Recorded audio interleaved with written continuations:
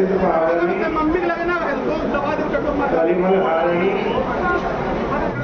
मंगलकारिणी मोक्षदायिनी माँ गंगा मैया का ये पवित्रतम तीर्थ हर की पैड़ी ब्रह्मकुंड है।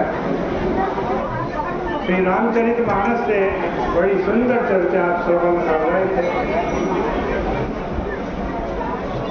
देखो, रावण को समझाने के लिए बहुत सारे लोग गए और सबने यही किया, कहा कि सीता जी को वापस कर दो, राम जी की शरण में चले जाओ, आप बच जाओगे। कई लोगों ने युद्ध टालने की कोशिश की।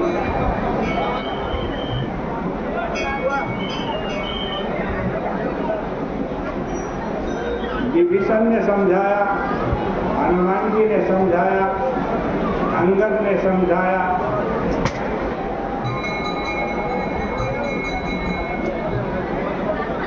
कई लोगों ने समझाया। यहाँ तक कि हनुमान जी ने तो लंका भी जला दी। अंगद ने रावण की सभा में जाकर के अपना पैर जमा दिया और कहा, यदि तुम मेरे पैर को हटा दोगे तो राम जी सीता जी हार जाएंगे और वापस लौट जाएंगे। लेकिन रावण नहीं माना। अब एक ही उपाय था कि युद्ध किया जाए। क्या उपाय था? युद्ध। लंका के 4 दरवाजे हैं।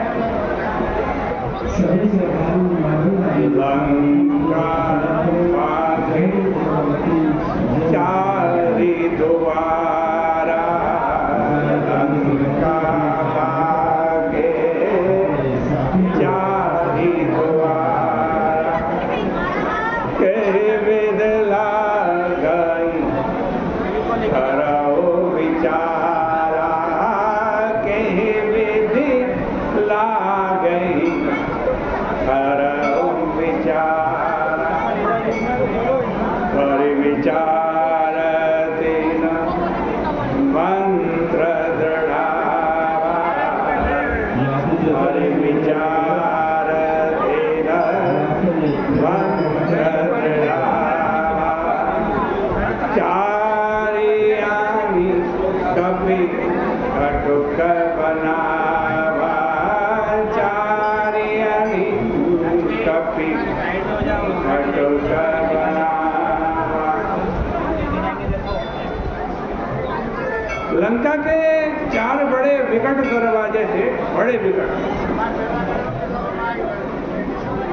उनको पार करना बड़ा मुश्किल था।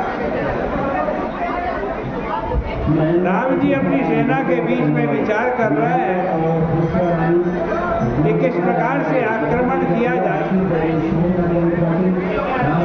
सबसे कहते हैं, इस पर विचार करो। वानर राज सुग्रीव, जाम्बान, विभीषण ने विचार करके उन्होंने कर्तव्य निश्चित किया। वानरों की सेना के अब 4 दल बनाए गए। अंगद के लौटने के पश्चात संधि की सारी आशाएं समाप्त हो गई। रावण स्वयं को परिवर्तित करने के लिए प्रस्तुत नहीं था। अतः युद्ध को छोड़कर अन्य कोई मार्ग अवशिष्ट नहीं रह गया। लंका पर आक्रमण की योजना बनाने के लिए मंत्रिमंडल की बैठक बुलाई गई। दुर्ग पर आक्रमण करने के लिए किस पद्धति का आश्रय लिया जाना चाहिए, विचार की मुख्य समस्या यही थी। विभीषण के द्वारा यह ज्ञात हो चुका था कि लंका दुर्ग के 4 द्वार हैं।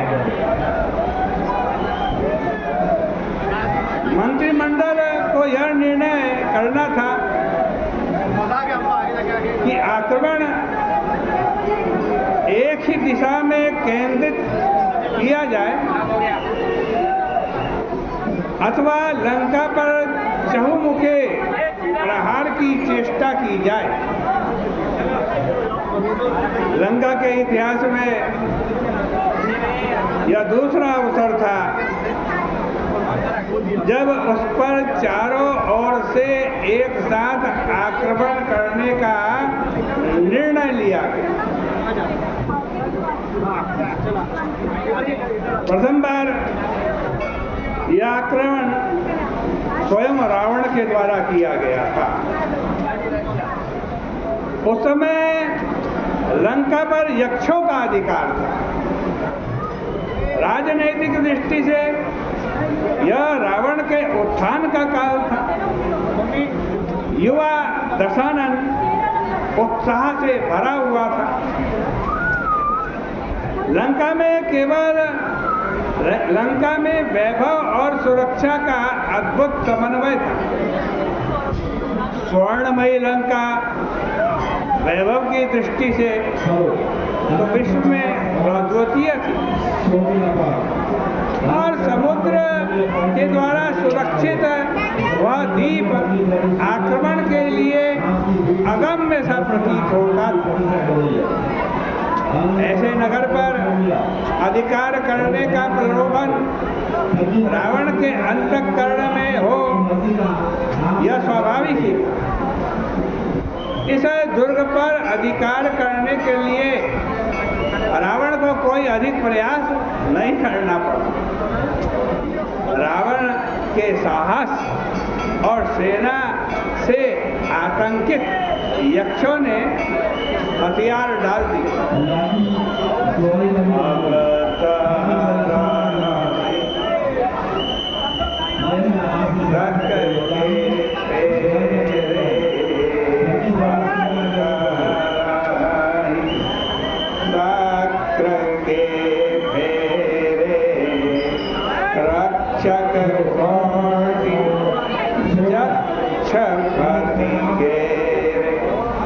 अभी तक यक्ष लोग इंद्र के कारण, इंद्र की प्रेरणा से लंका में रह रहे थे। यक्ष लोग खबरी सिपाही सेन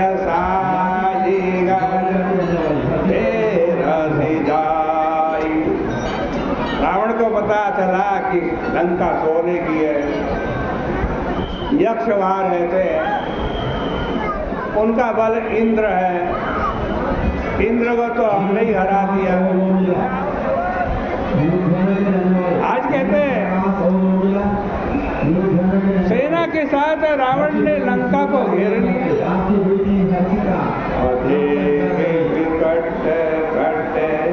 बड़ी कटकाई यक्ष जीव गए पराई। अब यक्षों ने देखा कि लंका को चारों ओर से घेर लिया गया है। बड़ी भयानक सेना है रावण की। यक्ष घबराए, युद्ध भी नहीं किया, सबको अपने साथ ले गए, लंका खाली कर। फिर सब नगर दशानन देखा, गयाऊं सोच सुख भयाऊं विशेखा। फिर रावण पूरी लंका में घूमा, देखिए बड़ी सुंदर लंका है, बड़ा सुख हुआ उसको, बड़ा आनंद मिला। सुंदर सहज भगवान हनुमानी, कीन तहाँ राक्षस राजधानी। बड़ी सुंदर, जैसा अनुमान लगाया था उससे भी ज्यादा सुंदर लंका थी। अब रावण ने उस लंका को क्या बना लिया? अपनी राजधानी बना। और इसके पश्चात लंकेश पर सर्वदा आक्रमणकारी के रूप में विश्व में प्रसिद्ध हुआ। किंतु बहुधा जैसा हुआ करता है कि सफलता के अतिरेक में व्यक्ति में धीरे धीरे सावधानी समाप्त हो जाती है। वही रावण के जीवन में भी हुआ। उसके मन में लंका के अगम और स्वयं के अजेय ये वो मानता था। ये निश्चिंतता उसके अंदर उत्पन्न हो गई।